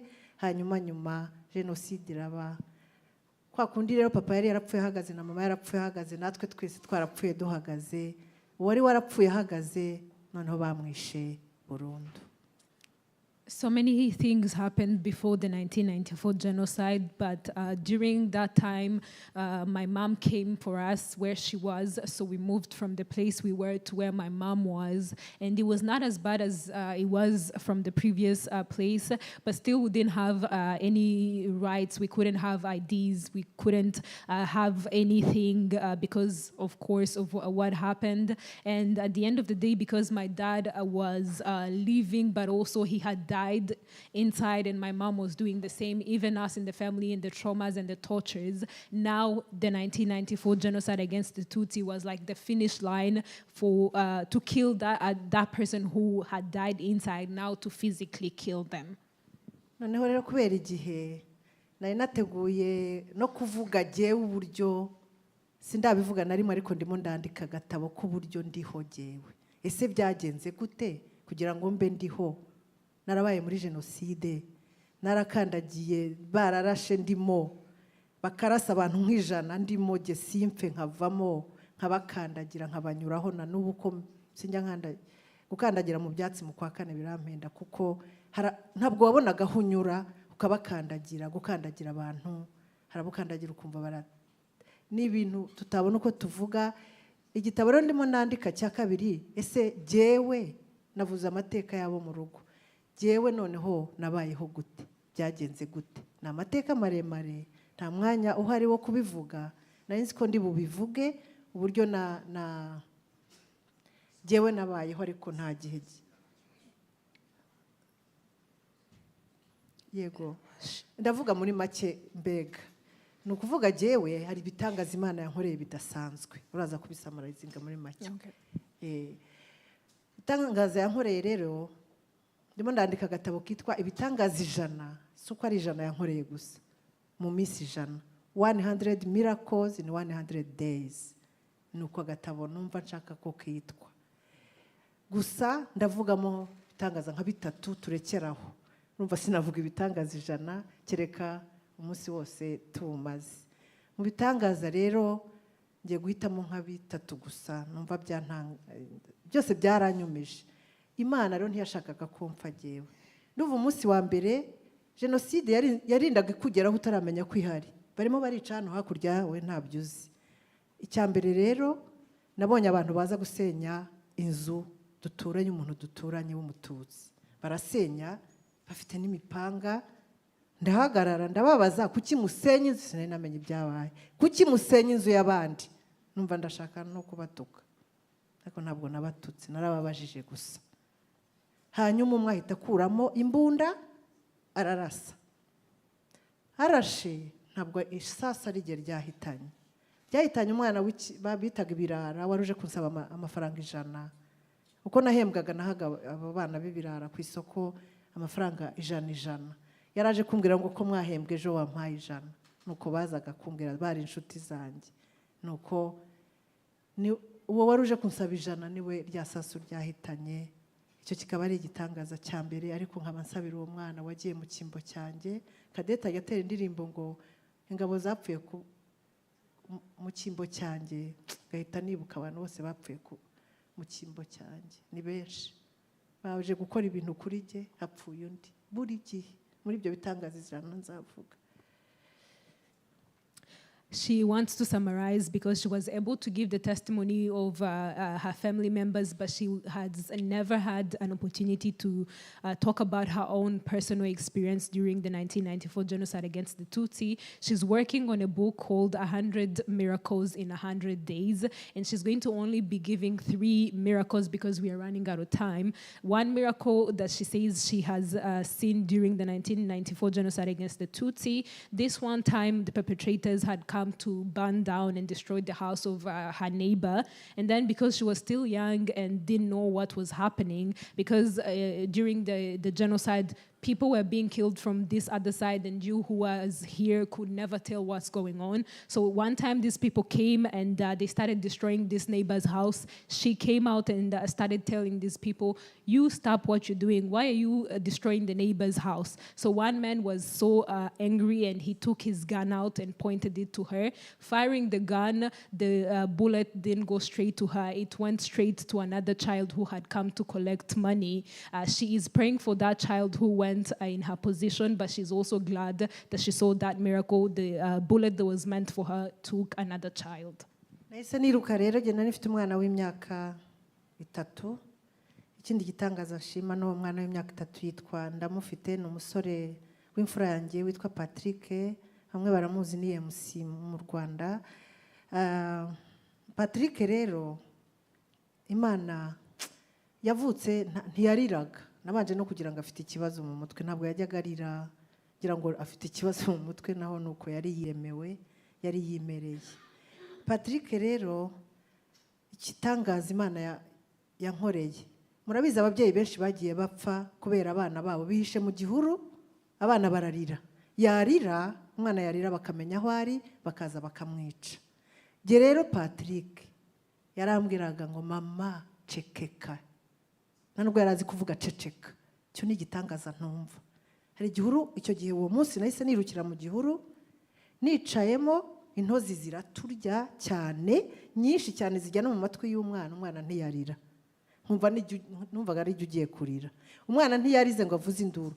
Haca rero abantu bambaye amashara, bishize ingwa hose, bambaye n'imyenda y'ibitenge, bagiye gusenya inzira hepfo y'icyo gihuru. Hanyuma umwana babona mbere yanjye, naye nitaye kuri izo ntozi zirimo kundya. Umwana babonye mbere yanjye arambwira ngo mama cekeka. Navuze ko nzamuhemba kubera icyo kintu yankoreye. Ahantu hose yarambwira ngo cekeka, hatagira utwumva. Kandi abandi bana bararira bakaza kubica. Icyo ni igitangaza cya kabiri. Navuze ko mvuga 3 kubera igihe, ibindi nzabibabwira hari igihe.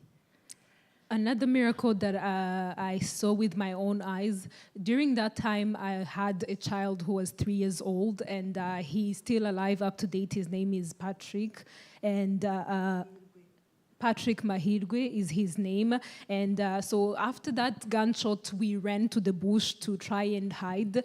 And reaching into that bush, there were so many ants there. They started eating us, and it was itchy to the point they even went to my young son's ears. And during the 1994 genocide, through the testimonies that we hear, some mothers were killed because their babies would cry, and the perpetrators would locate where they are and kill them. But But this one boy, my child who was 3 years old, was the one who could tell me all the time to be silent. So this one testimony, we were in that bush. I was so concentrated on the ants that were eating us. Then the perpetrators went down. They wanted to take the house, which was across the bush. They wanted to take it down. So my son saw them before I could see them, and my son went on ahead to tell me to be silent. I promised myself that I was going to reward him from that heroism that he was he was going through, because if you think of it, it's not something of this world. It's beyond for a 3-year-old to tell her mom to be silent and be quiet. Now let me choose the last one and then we end from there. Hari ikindi cyantangaje, icyo gihe ndi mu gihuru haje umugabo arambwira ngo ndashaka kugutema, adukuramo ndagutemana n'umwana wanjye. Namubwiye agiyewe nubwo nirukiye muri iki gihugu ntabwo ndi umututsikazi, ushatse ntiwantema urabundenganyije. Noneho arambwira ngo genda umva, yaranambwiye ngo ndabona uri igicucu, niko yambwiye. Uri igicucu kuko ngiye mfite umugore w'umututsikazi, ngiye kujya nabyaye abana bavanze, sinshaka abana bavanze jewe. Ngiye kwica abana banjye 4 kuko bavanze, nzashaka umutukazi tubyara abana bari pure, bari babuzuje ibyangombwa. None wowe urambwira ngo sinkwice, ngwino. Arankurura anjyana mu rugo iwe, ahamagara abana 4 bavanze, ahamagara umugore we ngo abazane. Umugore we aramubwira ngo ngiye kubica aba bana 4 kuko baravanze, ngiye kwica aba bana 4 baravanze. None wowe urambwira ngo nabanjye kandi urambwira ngo ne kubica. Ndagenda, arambwira kandi witegereze neza uko mbica ari abana banjye kuko nzabyara abahutu buzuye, aba baravanze. Nyina arabazana, ahita yurira mu idirishya akajya arebera mu idirishya ibyo sakora. Uwo mugabo yatemye abo bana. Agakuru karamubwira, kari gafite imyaka 11, karamubwira ngo data, papa, niba wiyemeje kutwica umbanze ne kubona aho wica barumuna banjye. Aramubwira ati hubwo reka mbari bo mperaho birebe neza, nawe nkwice ndangiza nica no mugore urimo kwirata ngo sindi bumwice ngo nungusu ndakwica niyo waba uko byagenda kose. Yatemye twana duto kandi akajya ambwira ngo reba, nahumiriza kaza kagira gutya ngo ndebe neza. Yaradutemye, none atema kakandi bwa nyuma, ijosi rigwa hariya, aka gace k'umutwe kagwa nka hariya, gasigara kavuga ibintu twabonye mu Rwanda ntabwo mwabivamo. Agatwe kasigaye kavuga ngo papa ntiwice barumuna banjye, mbabarira ntiwice barumuna banjye, kandi katari kumwe n'igihimba. Byo nabibonye inshuro nyinshi, nimushaka muzashaka undi munsi mbabwira ibitangaza. Hanyuma arabishe bose, agahanga karavuga ngo papa ntiwice barumuna banjye. Nyina yarari mu idirishya isasohoka, ari n'umusazi. N'ubu ni umusazi, angana nanjye w'umusazi mu muhanda. Uwo mugabo none haravuga atangira gutyaza umupanga neza kugira ngo anteme. Nanjye ndasenga ndavuga, mana none humva ko wankoreye ibitangaza. Iki gitangaza ndabona kwizera birarangira. Yisha abana begiye baransiga, ntibishoboka. Nsenzera mbwira Imana, Mana rero unjyane mu ijuru hamwe n'umwana wanjye n'abe wacu bose n'abantu bose n'abavandimwe, twigire mu ijuru. Ako kanya rero umva ukuntu Imana ari igitangaza, ariyo mpamvu ngomba kwandika. Yansize ngo nzandike ibitangaza, ahubwo naratinze. Ariko hari ibyo tutabasha kuvuga. Ubu tuvuga bimwe, hari ibyo tutavuga. Nimubona hari ibyo tutavuga, ujye uvuga uti bino birakaze. Uvuga ibishoboka, ibidashoboka ntubivuga. Nuko rero wa mugabo, haca undi mugabo wari umukire bari barabuze. Ubwo arimo aratyaza umupanga ngo anteme ijosi, nariteze hakiri kare. Aratyaza umupanga, mu gihe mpumirije nditeze ngo ariteme, haca wa mugabo babuze w'umukire yirukanka, bamwirukankanye. Yibagirwa kuntema, yirukankana wa mugabo. baramwica ngiye mpamagarara aho ntegereza ariko nari nzi ko napfuye ntababeshye kandi mpagaze ntegereza rero ko bompfa ko napfuye ndaheba nkajya nkora hano ndaheba ndongera ndagenda cyo ni igitangaza cyane mfite byinshi muzantumire nongere mbabwire ni byinshi byatuma mwumva ko u Rwanda rwarashiririye rwarariza amarira nimujya no kuvuga ibyerekeranye n'u Rwanda mujye mwihangana muvuge kuko rwararize twararize twabonye byinshi batabitse abantu bakobwa ureba bagasiga agahanga kakavuga nyuma y'iminsi 3 nikongere kuvuga bamubwira ngo yifubitse ikoti ari igitaka bamushyizeho ni byinshi usemura sinzi kare bishobore gitangaza cya nyuma rero uwo mugabo yirutse bajya kwica uwo nguwo apfa mu kigwi cyane nanjye ndongera ndigendera ndekeye aho rero ibitangaza kuko burije murakoze pastor. The last miracle, which is the third miracle that I saw, while I was still hiding in the bush, this perpetrator located me and my son, and he came and said, "Get yourself out of the bush, I want to kill you." So in my defense, I pleaded with him, and I'm like, if you look closely, I am not a Tutsi, so please don't make a mistake to kill me.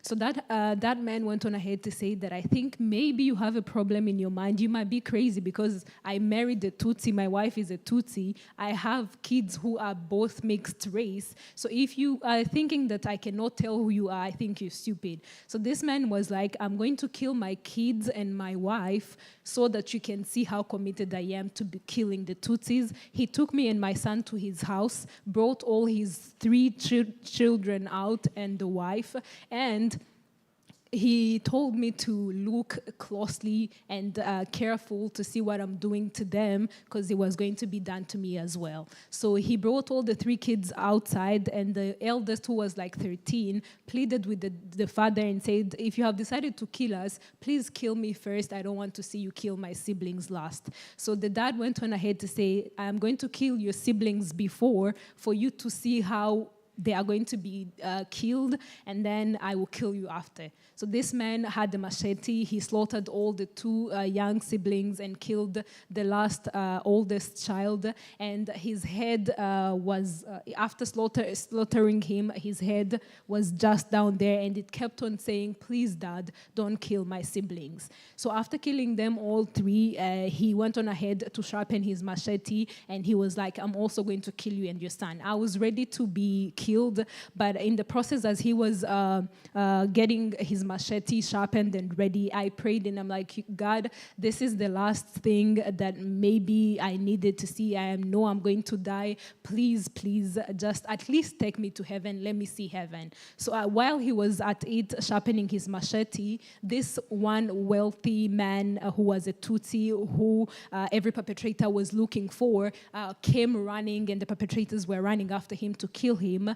This man's attention was drawn from me to this man. He also ran after the man, and he saved my life like that. This is another person who went in my position. They killed this man, and the perpetrator even forgot that I was there. So I was waiting to be killed, but then I could touch my neck, and it was still there. I was in a whole full body, and I was like, what is going on? Checking, the man was not there, and then I left again. From the testimony of the mother of those kids, she ran mad, and even up to date, I think she's my age or even older than I am, but she's now on the streets because she ran mad from the things that she had seen. So I have so many miracles that happened to me during the 1994 genocide against the Tutsi, and I'm pleading with you guys, telling you that Rwanda has seen a lot. In case you want to talk about Rwanda, you be careful, because we have cried and we have seen a lot. I will write the book, and if I also be gracious enough to come back, I will share with you my testimony. But for now, these are the 3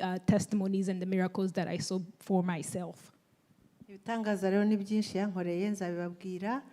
Ikintu ndangirizaho rero ni ukudaheranwa n'ibihe byatubaye n'ibintu byatubayeho. Murabona uwambona mbyina hano nganira nkina nezerewe nishimye, ntawamenya ko hari ibintu wamara n'umunsi wose bugacyo uvuga byinshi aribyo twabonye unyura mu maraso kubitwe ibintu byinshi baza kugufata ku ngufu Imana ikakukuramo ni byinshi wavuga. Icyo rero ndangirijeho n'ukuntu nafashe decision nyuma ya genocide, nahoraga ndira, amarira atakara, ngenda mu muhanda ndira, nizi universite nicaye mu ishuri imyaka 5 nizi universite ndira, amarira ahora atakara, ntaza aho avuye, ibyo nkora byose mbikora amarira aza, nkabwira Imana ya marira ndayagira gute, nkajya no kuba MC mu minsi mikuru amarira atakara kandi nkavuga kandi amarira atakara. Saba Imana rero ngo bimfashemo, yabimfashije mite, nahisemo kujya kwiga universite niga clinical psychology kugira ngo nzabashe kwifasha mfashe n'abandi. Ndarangiza imyaka 5 muri universite fasha abantu. Hanyuma ikindi nabonye kwiga gusa clinical psychology ngo bimfashe ntabwo byampagije. Nafashe decision yo kwikunda, njya mubona mvuza ingoma. Cyara naziraga abagore kuvuza ingoma. Byaramfashije uko nakubitaga ingoma, uko nakubitaga ibibazo byose nagize ku ngoma, nkagiramo imbaraga, nari uwa mbere ngira imbaraga. Fata izo ngoma, nari nagiye kwiga piano na gitari, ndabita njya mu ngoma, numvaga ari ibintu by'ubutwari. Nta mugore wavuzaga ingoma mu Rwanda, none reka mvuze ingoma, ntacyo bitwaye kuzivuza, nkora ikintu cy'ubutwari. Menga ndabaga, hari umukobwa wagiye kera, nta mukobwa wajyaga ku rugamba, ariko ndabaga yagiye ku rugamba, mvuza ingoma, njya muri groupe ivuza ingoma, turazenguruka ibihugu byose byo hanze tuvuza ingoma, naha muri Amerika twarahazaga. Njya gukina théâtre kugira ngo théâtre yagezenguruka ku isi yose ivuga irwanya genocide, yanditswe n'umunyakanadakazi, kugira ngo ngende mvuga ubutabera ku isi, yavugaga ubutabera ku isi. Ndazenguruka isi, ibihugu byinshi, Burayi, Canada, ahantu hose dukina tuvuga justice, tuvuga ubutabera ku isi. Ibyo byaramfashije cyane. Amateatre, ndi umukinnyi w'amateatre, ndi umukinnyi w'amafilime, mvuza ingoma, ibyo byose byamfashije gukira. Nongeyeho no kwiga clinical psychology, ndakira, ndongera mba umuntu uvuga. U Rwanda rero nk'uko u Rwanda rwakize, rwavuye ahantu rwari ruri mu maraso rukazamuka rukaba rushininga, dushima inkotanyi nanone zabikoze. Nanjye rero nabaye nkarwo, ndumwe navuye mu marira, mu maraso, mu gahinda, ndi umuntu ukora ibintu byiza, ushimisha abantu. Iyo mbyinnye se ntimwishima? Yego, turangize rero twishimye, byari bibabaje mwarize, ariko nzababyinira noneho aho kubabwira ibibabaje, mwishime, murakoze. We are ending it on a happy note. I know it was not something that was easy for you to hear and listen to, but the last message is to not stay there, to not always grieve, to not always cry, because some things that helped me out of this situation, if you see me, I'm always here laughing and dancing. I also play drums because I found my refuge in playing the drums. While I hit the drums, I was hitting all my problems and everything that the sorrowful experience that I had as a human being. I went to school for clinical psychology to help myself and also help the survivors. I play sketches, I play movies. I went all over the world to preach justice and also help other people who had gone through the tragedy of the 1994 genocide against the Tutsi. So as we finish, I hope that maybe next time I'll come here and dance for you to be cheerful, not to cry like you cried when we were giving the testimony. But Rwanda is now okay, has risen from the bloody stains, and it's where it is today, and it's what she's doing for her life as well. And she still has so many testimonies as well as miracles that she will share through her books. But she is also glad that you had to listen, and she thanks you for giving her an ear to listen. Thank you so much. Merci beaucoup, murakoze. Ataragenda, reka nsabe abapasiteri baze bamurambike kwibiganza bamusengera, dusengera n'abandi bahuye n'ivyago nk'ivyo. Before we run out of time, trauma, let me call upon the pastors to come and pray for her, and even the ones who went through the trauma. All the pastors who are here, please come and pray for her and the survivors as well. Kandi Imana ishishikari gukiza imitima yabo.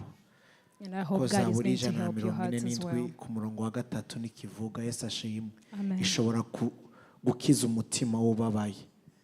kandi turabibona muri mama Lisa iby'Imana yagiye ikora muri we. Reka dushishikare kumusengera kandi dusengera n'abandi. Kaze pastor. Reka twese duhaguruke. Let us all stand up. Reka tubone opportunity twese kugira ngo mwumvishe ubuhamya ko bw'umuntu umwe gusa. You have heard the testimony of one person. Kandi nabwo ntabwo yawurangije. And she didn't finish her testimony.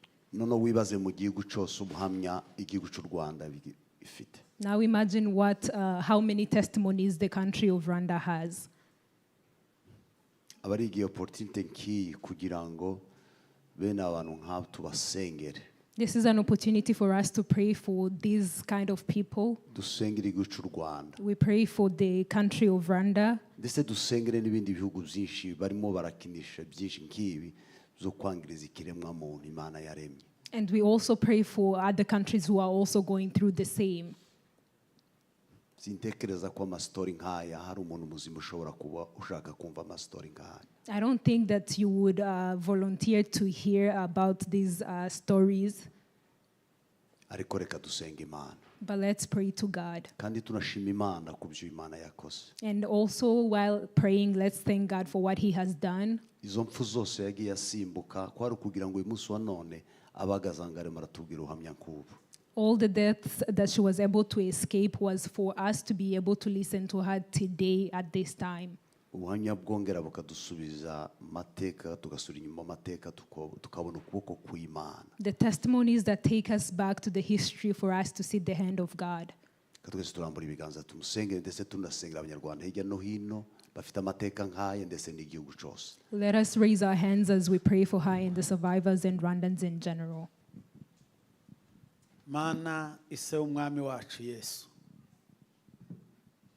turagushimiye kuko uri Imana itajihindurwa n'ibihe, itajigendera mu marangamutima. Uri Imana, ibyo wakoze biratangaje kandi ni wowe, kuko nta wundi n'umwe, nta kuboko k'umwana w'umuntu kwari gukora ibyo bitangaza ngo uyu munsi tube turi kumwe na mama Lisa uyu munsi aha muri aya magambo. Ariko warabikoze nk'Imana, none uyu munsi turimo turumva ubuhamya bwe. Turagushimiye ku byo wamukoreye uyu munsi, akaba ahagaze nk'umugabo wo guhamya kandi akavuga imbaraga zawe zikomeye. Ntabwo yirata ubwe cyangwa ngo arata undi muntu uwo ari we wese wamukuye aho hantu, ariko niwe washyize imbere nk'Imana. Natwe kandi abarimo kumva n'abakurikiranye ibi biganiro tumenye neza kuko Imana ari inyamaboko, ikora ibyo ishaka, igakora ibikomeye. Hamwe nabyo turagusaba ngo igihugu cy'u Rwanda cyabayemo akaga gakomeye ka genocide yakorewe abatutsi. Uri Imana ihumuriza imitima, ufite ubwo bushobozi, ufite ubwo butware, ufite izo mbaraga. Aya magambo twumvise kuri mama Lisa yabaye kuri benshi bagiye bakira cyangwa barokoka ibyo byago.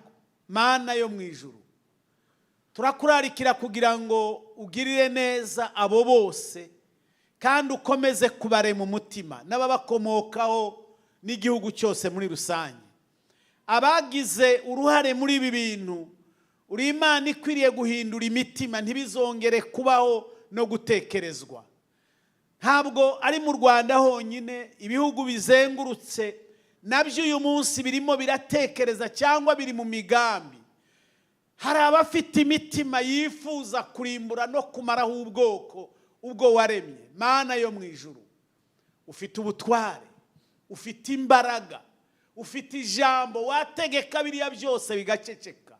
Iyo dukurikirana ibirimo kuba muri uyu munsi mu bihugu bizengurutse u Rwanda nka Kongo, nka Burundi, ibyo byose uyu munsi niko bimeze. Turagusaba kugira ngo wowe ufite ubutware bwavuga ijambo rimwe gusa, ntihongere kuzongera kuboneka ibibazo bimeze nk'ibi, ubivuge bibeho. Ucecekeshe ziriya ntambara, uhagarike buriya bugombe burimo butegurwa. kugira ngo ibi byabaye ntibizongere kuba mu kindi gihugu icyo ari cyo cyose. Tuzi ko buri wese yaremwe nawe, nta waremewe gupfa, nta waremewe kugirirwa nabi. Rero turagusaba wowe Mana yo mu ijuru, ni wowe duhanze amaso ngo ukore ibitangaza, ibi byabaye ntibizongere kubaho. Ngaho girira bose neza, girira imiryango y'abacitse ku icumu neza, girira imiryango ya buri munyarwanda, ya buri muturage wo ku isi muri iki gihugu ahabwa umugisha nawe, kuko nicyo waremeye abantu. Turagushimiye kubw'uyu mwanya mwiza twabayemo, nubwo ari umwanya w'umubabaro, ariko imitima yacu ibihigiye byinshi, ibihumviye n'imbaraga zikomeye z'Imana zarokoye abantu. Habwa icyubahiro kandi uhindurira imitima kukwizera, kumenya ko kuri Imana ibasha gukura umuntu mu mwobo aho abantu bamuhambye. Icyubahiro ni icyawe, tugushyize hejuru nk'Imana, mu izina rya Yesu Kristo umwami wacu, amen. Murakoze cyane. Imana iguhe umugisha kandi ikomeze kugufasha rwose. Ari tangazo nagira ngo n'ubundi ku itariki 18 There's one more announcement that I want you to nibwo take kandi with you. tuzafata ahantu muri state yacu Washington ndetse na Oregon. Simba nibuka niba president niba ashobora kuba ari hano. On the 18th, President, you want to come here just a second? on the 18th Andrew. of, Sintanga itangazo kandi nyakuba ari hano. Mwiriwe, murakoze cyane Pastor Alex. Shaka bwa mbere na mbere kwihanganisha Mama Lisa n'umuryango we, ndetse kuvuga kuri intwari kuba dushobora kudusangiza ibyakubayeho ndetse n'umuryango wawe bitoroshe. Mukomere kandi nihanganishije n'abandi bose abacikacumu tubana hano muri iyi community barimo kunyura mu bihe bitoroshe, turabihanganishije.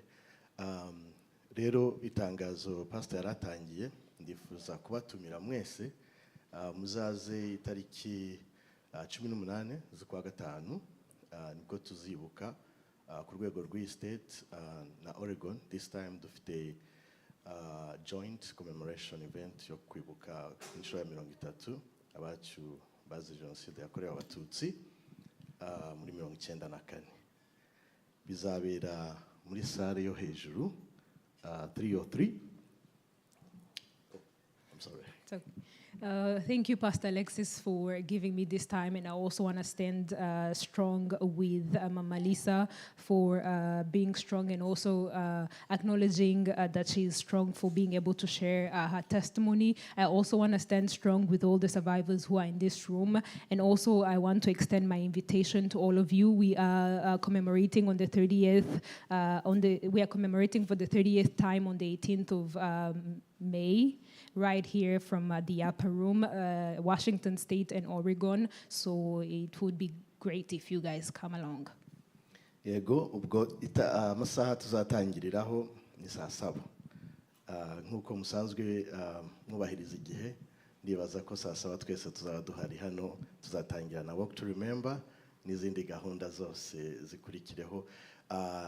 Kandi mutumire n'inshuti z'abanyarwanda, inshuti zanyu abo mukorana n'abandi bazaze twifatanye muri event. So we are starting at exactly 1 p.m.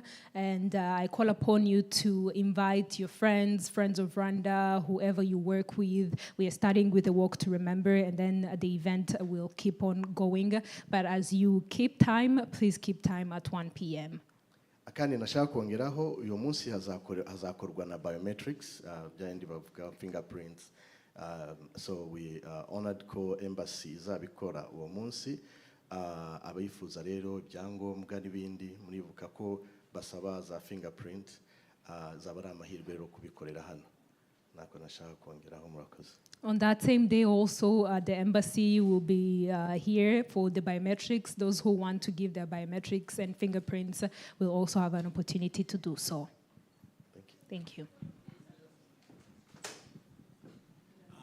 Murakoze cyane. Twateguye amazimano, tugiye kuca dufata amazimano. Thank you so much. The food is after ready. amazimano tuzoba dufise n'igitaramo abazuri. Oh, yes. abo biza gukundira ko ko baboneka. Yes. Abo biza gukundira ko baboneka kaze.